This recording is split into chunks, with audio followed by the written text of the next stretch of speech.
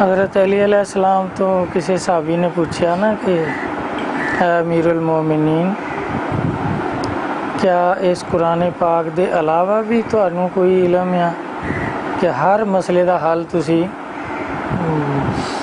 कुरान और हदीस के मुताबिक हर मसले का हल कढ़ लेंदे? तो आपने कसम खाधी अल्लाह दी कि रब्बे जुल जलाल दी कसम, इस कुरान के अलावा और कोई इलम है ही नहीं। लेकिन सानू अल्लाह तबारक तआला ने समझ अता की है, तो कोई भी मसला हो सानू वो कुरान के मुताबिक अल्लाह तबारक तआला समझ अता कर देंगे। हदीस पाक भी यही है, नबी पाक सल्लल्लाहु अलैहि वसल्लम ने फरमाया कि अल्लाह ताला जेदे दीन की भलाई चाहते उन्होंने दीन की समझ अता कर देंगे, जेदी भी भलाई चाहते उन्होंने दीन की समझ अता फरमा देंगे। हुण जिन्ने फिरके बने उलमा कराम दे, ये सारा नासमझी का चक्कर है कि कुरान पाक तो है, सारे ही उलमा कराम, कोई फिरका ऐसा तो नहीं जिहड़ा कुरान नहीं पढ़ता।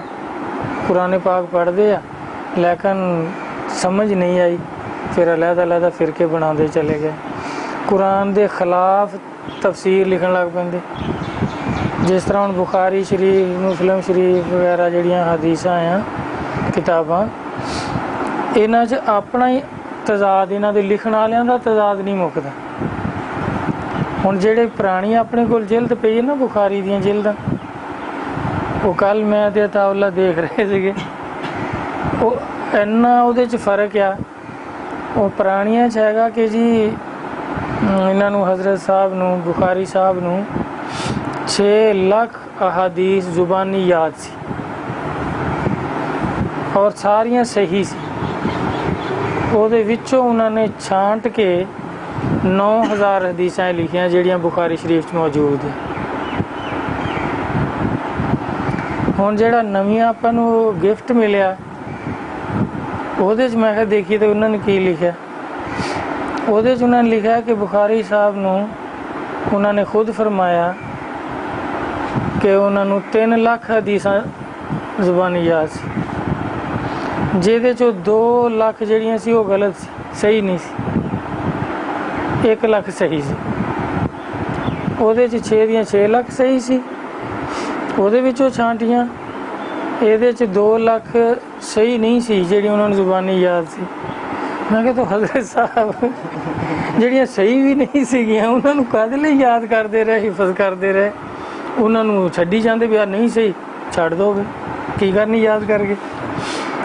ਹੁਣ ਲਿਖਣੇ ਵਾਲੇ ਵਿਚਾਰੇ ਲਿਖਾਰੀ ਅੱਲਾ ਮਾਫੀ ਦੇਵੇ ਵੀ ਹੁਣ ਪਤਾ ਨਹੀਂ ਉਹਦੇ 'ਚ ਬੁਖਾਰੀ ਸਾਹਿਬ ਨੇ ਕੀ ਕਿਹਾ ਹੋਊਗਾ, ਤੇ ਇਹ ਜਿਹੜੇ ਲਿਖਣੇ ਵਾਲੇ ਆ ਪਹਿਲਿਆਂ ਨੇ ਕੀ ਲਿਖ ਦਿੱਤਾ। ਤਾਂ ਹੁਣ ਇਹ ਚੂੰਕਿ ਜ਼ਿਆਦਾ ਤੋਂ ਜ਼ਿਆਦਾ ਮੇਰੇ ਖਿਆਲ ਫਰਕ ਵੀ ਥੋੜ੍ਹਾ ਹੀ ਆ, ਉਹਦਾ 50 ਸਾਲ ਦਾ ਫਰਕ ਹੈ। ਜਿਹੜੀ ਪਹਿਲੀ ਛਪੀ ਹੈ ਕਿਸੇ ਪਹਿਲੇ ਮੌਲਵੀ ਸਾਹਿਬ ਦਾ ਤਰਜਮਾ ਹੈ, ਤੇ ਆ ਹੁਣ ਤਾਜ਼ਾ ਆਇਆ ਐਡੀਸ਼ਨ ਜਿਹੜਾ ਇਹ ਫਜ਼ਲ ਅਹਿਮਦ ਸਾਹਿਬ ਦਿਓਬੰਦੀ ਆ, ਕੋਈ ਮੇਰੇ ਖਿਆਲ ਖਾਨਪੁਰ ਦੇ ਆ ਜਾਂ ਕਿੱਥੋਂ ਦੇ ਆ, ਅਬਦੁੱਲਾ ਦਰਖਾਸਤੀ ਸਾਹਿਬ ਦੇ ਮੇਰੇ ਖਿਆਲ ਉਹ ਨਾ ਸ਼ਾਗਿਰਦ ਹੋਣਗੇ। ਇਹ ਹੁਣ ਉਹਨਾਂ ਦੀ ਆਈ ਤਾਂ ਉਹ ਯਾਨੀ ਉਹਨਾਂ ਨੇ 6 ਲੱਖ ਤੋਂ 1 ਲੱਖ ਕਰ ਦਿੱਤੀ ਸਹੀ। ਉਹਦੇ ਪਹਿਲਿਆਂ ਸੀ ਕਿ 6 ਲੱਖ ਸਹੀ ਸੀ, ਫਿਰ ਇਹਨਾਂ ਲਿਖਿਆ ਕਿ 2 ਲੱਖ 3 ਲੱਖ ਕੋਲ ਯਾਦ ਸੀ, 2 ਲੱਖ ਗਲਤ ਸੀਗੀਆਂ, ਸਹੀ ਨਹੀਂ ਸੀਗੀਆਂ, 1 ਲੱਖ ਸਹੀ ਸੀ। ਹੁਣ ਇਹ ਕੀ ਆ ਚੀਜ਼ ਇਹ ਵੀ अल्लाह तबारक ताला ने समझ अता नहीं फरमाई। अगर अल्लाह ताला समझ अता फरमाते फिर ही दीन की भलाई होनी सी इन्हां दे। हुण समझ आई नहीं, कोई कुछ लिखी जाता, कोई कुछ लिखी जाता उस दे बारे च। अच्छा होर इस तरह देखो तुसी,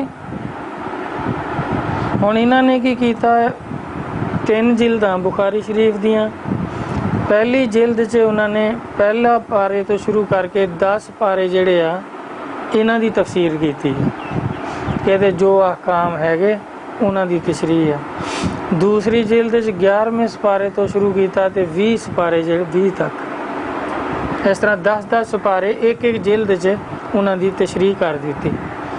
आखिरी तीसरी जिल्द आ वो 21वें सपारे तो शुरू की है तो 30वां सपारा वो मुकम्मल कर दिता। ਹੁਣ ਇਹ ਤੋਂ ਦੇਖੋ ਪੜ੍ਹਨੇ ਵਾਲਾ ਤਾਂ ਦੇਖੂਗਾ, ਸੋਚੂਗਾ ਨਾ ਕਿ ਭਾਈ ਇਹਨਾਂ ਨੇ ਤਾਂ ਐਨ ਕੁਰਾਨ ਇੱਕ ਸਪਾਰਾ ਖਤਮ ਹੁੰਦਾ ਫਿਰ ਅੱਗੇ ਸ਼ੁਰੂ ਹੋ ਜਾਂਦੇ ਜੀ ਹੁਣ ਦੂਸਰਾ ਸਪਾਰਾ ਸ਼ੁਰੂ ਹੋ ਗਿਆ।